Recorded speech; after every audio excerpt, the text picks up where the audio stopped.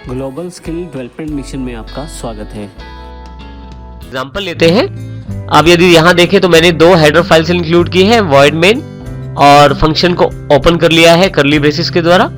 सबसे पहले यहाँ देखें मैंने एक एरे डिक्लेयर किया है इंटीजर डेटा टाइप का, जिसमें मैंने 5 एलिमेंट्स लिए हैं। ये मैंने यहाँ पे स्क्वायर ब्रैकेट्स के अंदर बताया है कि मुझे 5 एलिमेंट्स चाहिए एरे के। उसके पश्चात क्लियर स्क्रीन। अब यहाँ पे देखिए दो एलिमेंट्स में मैंने वैल्यू स्टोर कर दी है 10 और 20।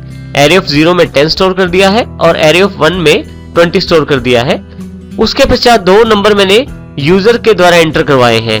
ये दोनों नंबर यदि आप देखें तो स्कैनएफ के द्वारा एरे ऑफ 2 और एरे ऑफ 3 में स्टोर कर दिए गए हैं। अब मैं इन सब का टोटल करता हूं, एरे ऑफ 0 और एरे ऑफ 1 और उसके पश्चात एरे ऑफ 2 और एरे ऑफ 3, इन सब का टोटल मैं एरे ऑफ 4 में स्टोर कर देता हूं। ये एक बिल्कुल सिंपल टोटल प्रोग्राम की तरह है। हमने यहाँ वेरिएबल्स के स्थान पे डायरेक्ट एरे को प्रयोग कर लिया है। अब यहाँ देखें मैंने टोटल को प्रिंट करवाया है एरे ऑफ 4 के साथ, क्योंकि टोटल एरे ऑफ 4 में अवेलेबल है तो इसलिए मैंने यहाँ पे एरे ऑफ 4 को ले लिया है और गेट ch के पश्चात ब्रैकेट को क्लोज कर दिया है, अपने मेन फंक्शन को क्लोज कर दिया है।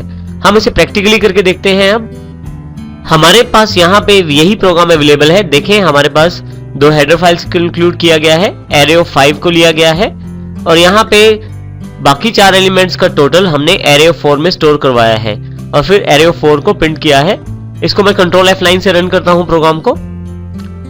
आप देखेंगे कि डायरेक्ट मैसेज अवेलेबल है। यूजर को एंटर करने के लिए क्या जा रहा है, 2 वैल्यू, तो मैं यहाँ 2 नंबर एंटर स्टोर कर देता हूं। अब देखिए आपके पास यहाँ पे टोटल अवेलेबल हो गया है उन सभी का। इस प्रकार हमने एरेज को यहाँ प्रयोग किया है, जिसमें हमने एरेज में वैल्यू स्टोर भी करवाई है और फिर उन वैल्यूज को निकाल कर उनका प्रयोग भी किया है। अब हम एक नया एग्जांपल देखते हैं जो array2.c है, जिसमें हम लूप और एरे और देखते हैं किस प्रकार हम लूप का प्रयोग एरे के साथ करके अपना समय बचा सकते हैं और साथ ही एरे को वैल्यूज इनपुट करवा सकते हैं या उससे आउटपुट भी प्राप्त कर सकते हैं। अब यदि यहाँ देखें तो सबसे पहले 2 हेडर फाइल्स इंक्लूड की गई, void main फंक्शन ओपन हुआ है और यहाँ नीचे क्लोज कर दिया गया है। इस प्रोग्राम का जो पर्पस है वो ये है कि 5 एलिमेंट्स एंटर किए जाएंगे और हम उन 5 एलिमेंट्स का टोटल दिखाना चाहते हैं। तो इसके लिए हमने सबसे पहले इंटीजर i और t 2 वेरिएबल लिए हैं और t में हमने 0 असाइन कर दिया है और इसी के साथ एक एरे ऑफ 5 ले लिया है, जिसमें 5 एलिमेंट्स का हमने एक एरे डिक्लेयर कर दिया। अब यदि आप यहाँ देखें तो क्लियर स्क्रीन के पश्चात हमने एक फॉर लूप लगाया है, जिसमें 0 से लेकर <5 अर्थात 4 तक एक लूप चलेगा और एक एक जोड़ के चलेगा और इसमें एक मैसेज अवेलेबल रहेगा एंटर वैल्यू, और जो वैल्यू दी जाएगी उसको एरे ऑफ i में स्टोर कर दिया जाएगा। और इसी प्रकार यदि आप यहाँ देखें तो जो स्टोर की गई वैल्यू है उसको t में जोड़ा जाएगा और जो वैल्यू आएगी टोटल करने के पश्चात उसको फिर से t में स्टोर कर दिया जाएगा और फाइनली लूप कंप्लीट होने के पश्चात हम उस t को प्रिंट करवाएंगे। इसको अच्छी तरह से समझने के लिए पहले हम इस चार्ट का एग्जांपल लेते हैं। सबसे पहले हम बात करते हैं लूप के काउंटर i की। यदि आप i की बात करें, क्योंकि ये <5 तक चलेगा और ये 0 से शुरू होगा, तो कुछ इस प्रकार इसकी लूप्स रहेंगी 0, 1, 2, 3 और 4। इसके पश्चात लूप जो है वो खत्म हो जाएगी।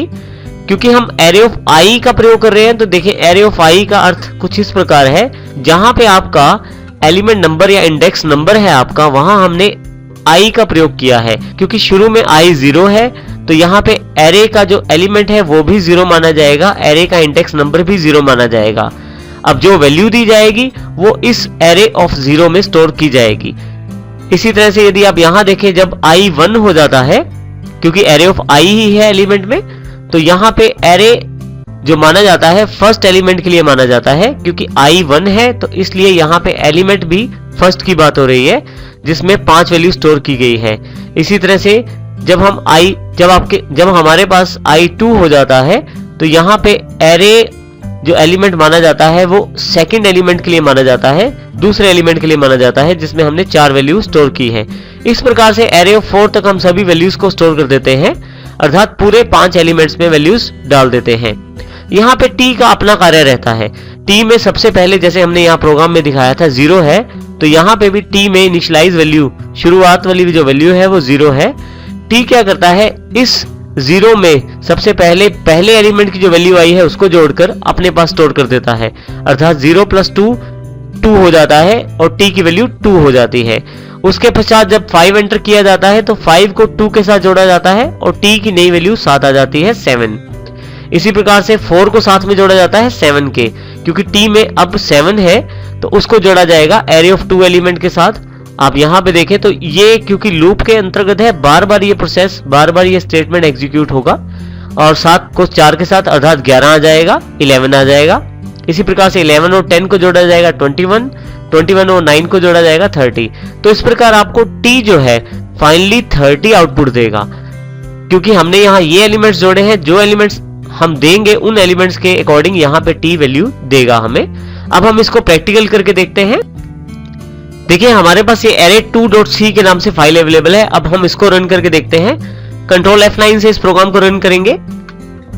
आप देखेंगे कि सबसे पहले वैल्यू मांगी जा रही है, तो मुझे यहाँ पे 5 वैल्यूज एंटर करनी है, क्योंकि मेरे एरे की जो लूप है वो 5 तक चलेगी। सबसे पहले यहाँ पे 2 एंटर कर देता हूं।